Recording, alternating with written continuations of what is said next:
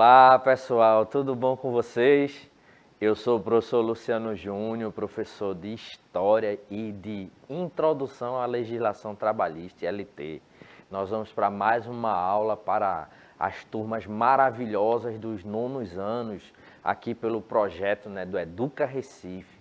Então hoje nós vamos dar continuidade a algumas temáticas que nós estamos desenvolvendo, nesses primeiros momentos. Então vocês devem observar, a gente está intercalando aí as nossas aulas entre História e Introdução à Legislação Trabalhista. Então na aula passada a gente trabalhou um pouco a respeito do primeiro governo republicano, mas a gente dá uma pausa hoje, vai continuar isso na semana que vem, porque hoje nós vamos trabalhar mais uma temática referente à introdução à legislação trabalhista. E para isso, nós contamos com a ajuda da Brielle. Brielle é a nossa intérprete de Libras no cantinho aqui. Olha ela aqui, tchauzinho aí, valeu, Brielle. E do outro lado nós temos nosso professor querido Jorge. Tudo bom, professor? Tudo bem, professor Luciano, tudo bem, pessoal aí do nono ano, mais uma vez aqui juntos, hoje abordando um outro tema, que é sobre LT, temas importantes, principalmente para você que pensa em entrar depois daqui a pouco, quando terminar os estudos, bem tranquilo, em relação ao trabalho, a carteira assinada, ao seu fundo de garantia, são detalhes aí da nossa legislação trabalhista que o Luciano hoje vai trabalhar com a gente, massa.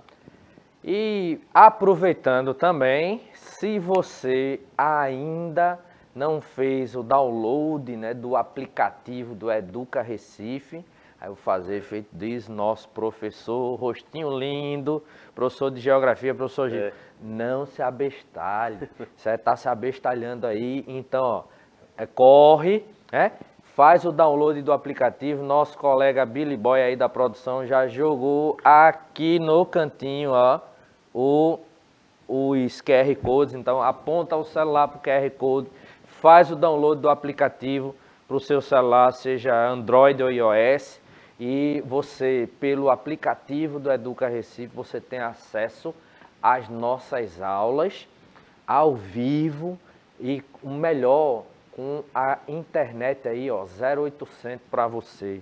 A internet financiada, você não vai consumir do seu pacote de dados. Então, a gente já falou um bocado, já deu todas as informações, já apresentei aqui a Brielle, o nosso professor Jorge, agora vamos apresentar o conteúdo da aula de hoje. Hoje nós vamos trabalhar a legislação trabalhista, especificamente a questão do INSS e o FGTS. E aí você já ouviu falar disso, a gente vai tentar entender o que que significam que essas duas siglas, na realidade, e quais são os direitos trabalhistas que essas siglas aí, elas garantem para cada um dos trabalhadores e trabalhadoras. Então, mas para isso a gente vai recapitular um pouquinho do que a gente viu na aula passada, de ILT. A gente trabalhou aqui a questão do chamado, chamado trabalho informal e o trabalho formal, Então a gente vai retomar um pouquinho o debate sobre isso. A gente falou sobre trabalho formal, trabalho informal. Vocês estão lembradas do que foi que a gente trabalhou? Se você, por acaso, inclusive, até não assistiu essa aula, basta você voltar também lá no YouTube, no canal do Educa Recife, para as turmas do nonos anos, vai estar lá a aula de ILT, que se não me engano foi a aula de 15 dias atrás. A gente trabalhou essa temática, trabalho formal e informal. Aí você assiste de novo, caso tenha assistido, para revisar. E se você não assistiu, está lá disponível para você, assim como também ela fica disponível no repositório do aplicativo. Então veja, a gente vai retomar um pouquinho aqui, vamos tentar lembrar aqui o que seria o trabalho formal e o trabalho informal. E aí, professor, o senhor lembra o que seria aí? Lembra o que seria o trabalho formal e o trabalho informal? Dá a dica aí, canta real aí para os alunos. Trabalho formal, geralmente, é aquele trabalho que tem uma garantia da legislação trabalhista. é um trabalho onde você é contratado, você tem sua carteira assinada, tem seus direitos garantidos, né? Você tem uma jornada de trabalho, tem horário, tem salário, tem o fundo de garantia, tem as férias, enfim, um trabalho formal legalizado, com toda a sua estrutura. E o informal é aquele trabalho que você geralmente trabalha por conta própria. Né? Aquele trabalho, muitas vezes, que vou fazer um corre, vou fazer um rolo, vou fazer uma diária, vou fazer um bico. Né? Você não tem uma sustentabilidade legal. Né? É você e você mesmo. Né? Você é o grande empreendedor de si mesmo. Então, né? Então você vai procurar trabalhar de alguma forma, fazer alguma coisa, vender alguma coisa ou prestar um serviço para alguém, mas você não tem a garantia, né? De um trabalho formal, de um trabalho fichado com carteira assinada, tá ligado? É nesse esquema aí que a gente está fazendo essa distinção entre trabalho formal e trabalho informal. Acertei, professor? É exatamente aí, ó. Até a gente colocou aqui, ó, para revisar, ó. Trabalho formal se dá quando um contrato de trabalho estabelecido quando há um contrato de trabalho estabelecido a partir das leis e mediante a assinatura da carteira de trabalho, né? Carteira de trabalho, ela aqui, ó, a imagem da carteira de trabalho e previdência social. É exatamente isso que o nosso professor Giorgio, ele colocou. Você tem todas as garantias legais, né? Mediante a assinatura ali de um contrato de trabalho. E o trabalho informal, ele não tem esse contrato, né? Que o trabalho formal ele possui, né? Logo, como o professor colocou, você é patrão de si mesmo, né? Se você você inclusive, né, como patrão de si mesmo e empregado também de si mesmo, né, você não pode se demitir, né? Porque se você se demite, você deixa de trabalhar ali, né? Você não vai ter de onde tirar o seu sustento, né? Então isso, é uma brincadeira que a gente está fazendo para mostrar que ali no trabalho informal você realiza todas as atividades ali sem as garantias que um contrato formal de trabalho lhe dá. Mas vejam, na aula anterior então a gente estudou, né, a diferença entre trabalho formal e informal, uma aula aí importante aqui, o nosso fofozinho está lembrando aí vocês. E na aula de hoje a gente vai estudar os instrumentos de proteção social que estão presentes na legislação trabalhista. De forma mais específica, né, o INSS e o FGTS. Aí a gente começa perguntando para você que está assistindo a aula nesse momento. Já ouviu falar nessas siglas aí? Tem ideia do que significa INSS? Tem ideia do que significa FGTS? E aí, pensa um pouquinho aí, que a gente vai tentar trazer isso aqui para você no que a gente tem aqui da nossa aula ainda, ok? Então vejam, primeiro a gente tem que lembrar o seguinte, né? Falar um pouquinho sobre o mundo do trabalho na atualidade, certo? Porque a gente no Brasil tem passado por uma crise aí, né? Uma crise econômica, né? Que abalou o nosso país nos últimos anos, principalmente aí no cenário da pandemia. Vejam, gente, só lembrar, inclusive, que a pandemia ainda não acabou. A gente está vendo aí alguns governos, né, inclusive o próprio governo de Pernambuco já liberando o uso de máscara aí, ao menos, né, para locais abertos. Mas tenham cuidado, tenham muito cuidado, porque o vírus da Covid ele não é um vírus qualquer, certo? Eu acho que eu já comentei, inclusive, isso aqui em algumas aulas. Inclusive, esse ano mesmo, a gente discutiu com a professora Viviane, professora de português, sobre ela trabalhando na questão da entrevista, né, e trouxe para o lado aí da Covid. Ela me chamou para participar da aula, porque eu, professor Luciano, eu tive Covid, cheguei a desenvolver o caso grave da doença, cheguei a ser entubado tudo, mas graças a Deus a gente está aqui, né? Amém. E a gente veio para cá e pôde conhecer essa equipe maravilhosa que faz parte do Educa Recife, né? E faz parte da produção, né? Porque como a gente diz, a aula não é somente a gente aqui, ó, mostrando o rostinho lindo da gente aqui nas câmeras. A gente tem toda uma quantidade de profissionais fazendo, né, o trabalho dos bastidores, como a gente coloca aí, né, Nós temos aqui junto com a gente a Brielle, né, como intérprete, e as outras intérpretes de Libras. Mas na produção a gente tem o nosso colega Billy Boy, temos a nossa colega Dalila, certo? Então estão no estúdio aí, ó, para que a gente possa estar aqui transmitindo a aula para vocês. Então vejam, esse cenário da pandemia, lembrando, né, que vocês têm que ter cuidado. Vai sair, está num local aberto, vai fazer um exercício, vai andar de skate, de bicicleta, de qualquer coisa, vai correr, vai jogar bola. Façam isso estando em local aberto aí, hoje já sem o uso da máscara. Mas chegou uma pessoa para conversar com você, coloca a máscara, certo? Porque a gente não sabe se o colega, né, que está ali com a gente, ele vai estar, né, carregando ou não o vírus ali e pode contaminar a gente pode até não sentir nada. Isso pode até não evoluir para o caso grave, né, como foi o meu caso, mas pode transmitir para outras pessoas que você ama. Então tenham cuidado, né? Higienizar as mãos, tudo certinho. Porém, lembrar, né, a gente está falando da pandemia por quê? Porque a pandemia trouxe um cenário, né, de crise, que reduziu bastante aí os postos de trabalho. Então a gente tem aí, ó, os postos de trabalho que a gente chama de trabalho formal. A gente teve aí um aumento, né, no número de pessoas desempregadas com a questão da pandemia, porque, querendo ou não, infelizmente, numa situação de pandemia, quando a gente está lidando contra um vírus, então a gente tem que tomar medidas restritivas, que nenhum governante ele gostaria de fazer, né?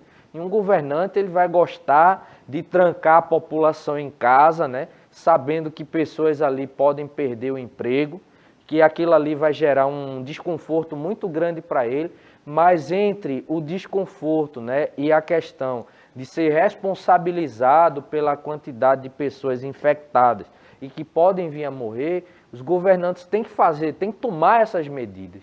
Então foram medidas restritivas que levaram e contribuíram, por exemplo, para o aumento, né, do número de desempregados.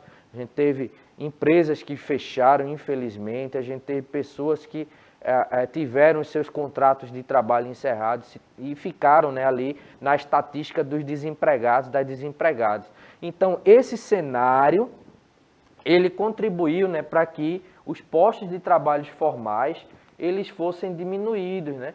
Então, nesse sentido, aqui, ó, como lembra, o nosso fofozinho ali, porque ele está lembrando a fala, né, de alguns políticos, né, que começaram a dizer o seguinte: ou a gente fecha tudo, certo? E evita, né, a questão da infecção, ou a gente libera o pessoal, vai ter um aumento das infecções, mas a gente vai manter os trabalhos. Então, essa dicotomia que se faz entre saúde e economia, colocando uma como mais importante do que a outra, isso é um negócio furado, porque economia e saúde têm que caminhar juntas. Então, você tem que procurar manter, né, a seguridade, né, trabalhista ali, né, dos trabalhadores e trabalhadoras, mas também zelar para que eles tenham condições de se manterem saudáveis, né, e protegidos, né, contra a ameaça aí do vírus. Então, esse negócio, né, de mandar o trabalhador escolher se ele quer, certo, um emprego ou ele quer ficar em casa se protegendo do vírus, isso não é um negócio tão legal, porque a nossa sociedade ela precisa de uma economia forte para que a gente tenha, certo, mais postos de trabalho aí com os direitos assegurados. E, inclusive, um dos direitos do trabalhador é o direito à saúde, direito à assistência de saúde.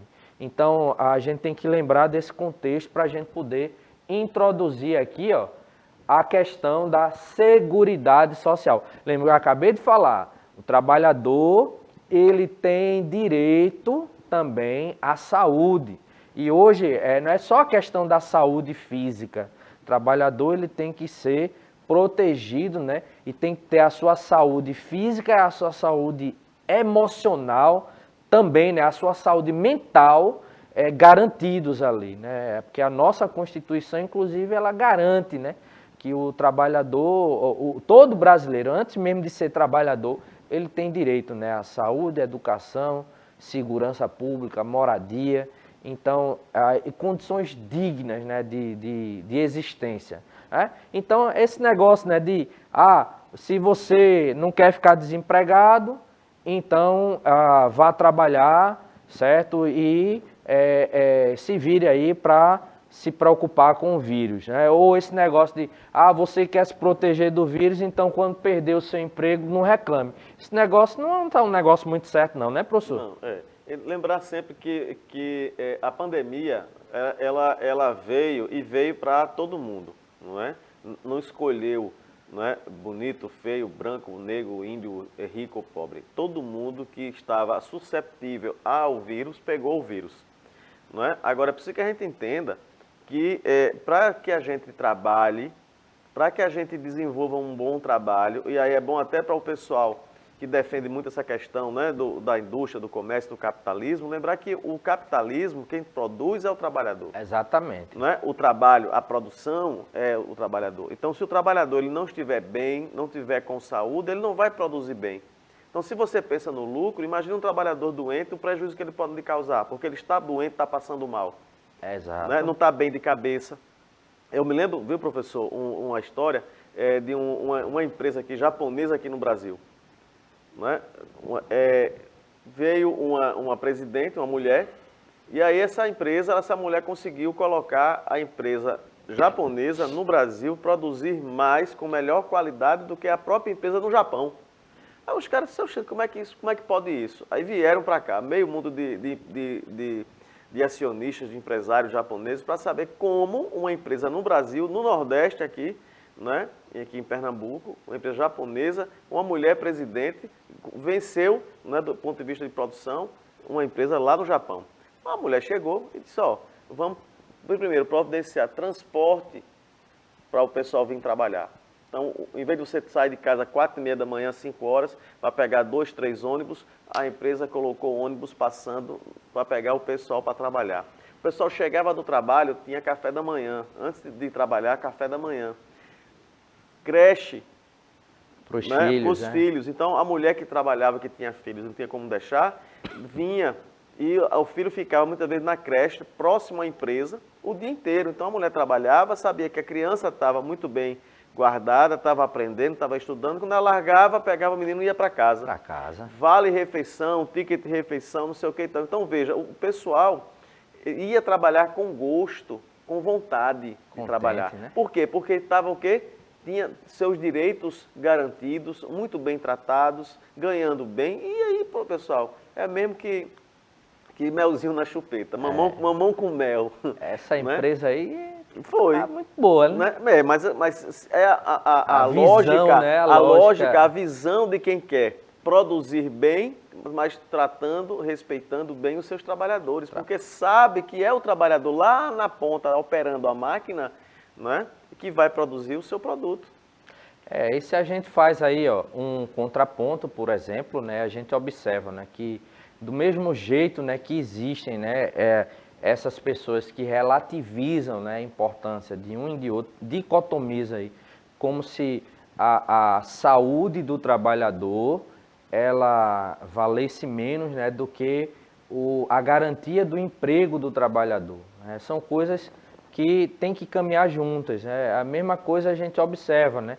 Para dentro da perspectiva da economia, se a gente, por exemplo, mantém, certo, a economia funcionando para gerar privilégios apenas para um grupo em detrimento de outro, e a gente defende pessoas que defendem isso, né, para que elas cheguem ao poder, a gente é como se estivesse dando um tiro no pé. Vou dar um exemplo. O camarada, ele tem um supermercado, né, lá no bairro onde ele mora, e ele tem os seus clientes, né, é a comunidade ali. Se aquela comunidade está empregada, certo?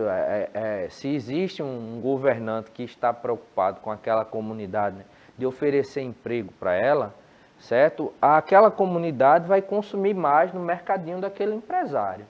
Mas vamos dizer que ele colocou ali, ele ajudou votando ali um candidato, né, que não vai estar muito preocupado com aquela população ali, geralmente a população menos favorecida, né? Para ele tanto faz como tanto fez. Então ele colocou no governo ali um camarada que vai jogar contra ele, porque na medida em que aquela população ela não tem acesso, pelo menos ao emprego, ela não tem renda. Não tendo renda, ela não vai poder comprar no mercadinho daquele camarada. Então ele vai estar, de certa forma, contribuindo para que o negócio dele mesmo, ele entre em problema, né? E possa entrar até dentro da questão da falência, né? Mas deixando isso um pouco, porque a gente vai discutir isso em outras aulas, vamos tentar aqui, ó. Qual a diferença entre os dois aí, professor? É o Fofozinho perguntando aqui. Do INSS e o FGTS, né? O INSS trata-se do Instituto Nacional do Seguro Social, né? Que é uma instituição pública, né, do governo, que recebe contribuições para custear o regime geral da Previdência Social e parte dos benefícios assistenciais. Vamos dar um exemplo. O INSS é aquele instituto, né, que está responsável, por exemplo, o trabalhador ele arruma um emprego. Então, todo mês do salário daquele trabalhador, certo, vai se descontar um percentual previdenciário, certo? Esse percentual ele vai para o FGTS, né, que é o Fundo de Garantia por Tempo de Serviço, que a gente vai falar daqui a pouco. Mas, então, quando aquilo ali é tipo uma poupança, né, que vai sendo feita, né, de forma compulsória, né, todo mês se desconta já no contra-cheque, né, no salário direto do trabalhador, algo em torno de 11,8% a 14%, 15%. Depende do tipo de regime de regime de previdência. Então, aquilo ali vai sendo depositado numa poupança pública ali, para que, se ele for demitido sem justa causa, ele vai ter direito a sacar esse FGTS. Mas se ele não for demitido, quando ele se aposenta, toda aquela verba, né, que ficou ali, ele vai receber o retorno daquela poupança, né, ao longo de toda a sua vida de trabalho, seu tempo de contribuição, na forma, né, de salário de aposentado, né, de aposentadoria. Então, o Instituto Nacional de Seguro Social, ele trabalha dentro da perspectiva, né, de gerir aí o sistema, né, o regime geral da Previdência Social e parte dos benefícios assistenciais. Por exemplo, como ele fala de seguro social, vamos imaginar que um trabalhador ele sofreu um acidente. Então, esse acidente, ele, como é um contrato formal, ele tem todos os direitos, né, garantidos ali. Esse acidente vai afastar ele durante um mês do trabalho, certo? Então, se ele precisar de mais tempo, vai ser por meio do INSS que ele vai garantir ali a proteção na forma de salário, porque pela legislação, a empresa, né, que ele trabalha, ela tem o dever, né, de garantir o salário dele durante um tempo. Passou aquele tempo, ele tem que ir, né, para a Seguridade Social. Então, ele passa a ser ali, ó, assistido pelo INSS, ok? Então, esse é o primeiro, né, primeira sigla aí, né, que a gente colocou, é, né? o Instituto Nacional do Seguro Social. Que antes tinha o INAMPS. INAMPS, Instituto Nacional de Previdência Social. Isso. Aí foi mudado. Né? Exatamente. Então, como é que isso acontece, né? Vejam, todos os trabalhadores, exceto os que participam de outros regimes de previdência, obrigatoriamente recolhem a verba do INSS. Aquele valor, aquela porcentagem que eu falei para vocês, do salário, né, fica retido, né, já direto, né, já a fonte empregadora, né, quando ela contrata o trabalhador, ela paga o salário, mas do salário ela já retira aquilo ali. Então, parte daquela verba, né, que vai para a Previdência, para o FGTS, né, ela é paga, né, pelo trabalhador e parte é paga pela empresa, né, que o emprega. Então, é um regime aí gerar um regime de parceria ali, né? É onde o trabalhador ele arca com parte, né, do custo, né, da previdência e o empregador com outra parte, ok? Então, todos aqueles que não têm, por exemplo, um regime de previdência diferente, no caso nosso, por exemplo, professor, então a gente é professor da Prefeitura do Recife, então a gente tem um regime de previdência diferente, que sai daqui do INSS, porque existe o regime de previdência, né, oferecido pela própria prefeitura, no caso nosso é o Reciprev. Então a gente tem esse valor descontado do nosso salário, que vai para o Reciprev, né, não aqui para o INSS, certo? Porque o nosso regime de previdência ele é diferenciado, é diferente, né? Não é o regime comum, o regime geral na realidade, né, de previdência, ok? A depender da remuneração, é descontada aí, de 7,5% a 14% do trabalho, do salário, né, do trabalhador, e o restante é completado pelo empregador até chegar a 20%. Digamos que se desconta aí do salário do trabalhador 7,5%, o empregador ele vai completar para que se chegue aos 20%. Se descontar 14%, o empregador vai completar para que se chegue aos 20%, né? Mas de forma que 20% ali do custo daquele trabalhador, ou seja, ele recebe um salário mínimo, então 20% de um salário mínimo, certo? Vai para a previdência. Se descontar 14%, né, do salário do trabalhador e 6% restante, da empresa, é equivalente, né, a 6% de um salário mínimo, ele vai ser depositado, né, pela empresa, ok? Então, a gente tem isso daí. O que é que a gente ganha, né, com esse desconto, né? Se um trabalhador recebe um salário mínimo, vamos botar aqui, na época, né, isso aqui aumentou, mas do ano passado, né, R$ 1.100, desconto de 7,5%, significa um desconto de R$ 82,50. Então, no caso dos autônomos, né, que é quem trabalha para si mesmo, né, mas o cara quer contribuir com a Previdência, então ele paga 5% de um salário, no mínimo, ou seja, R$ 55. Você aí não tem um trabalho formal, você tem o seu corre, né, o seu bico, né?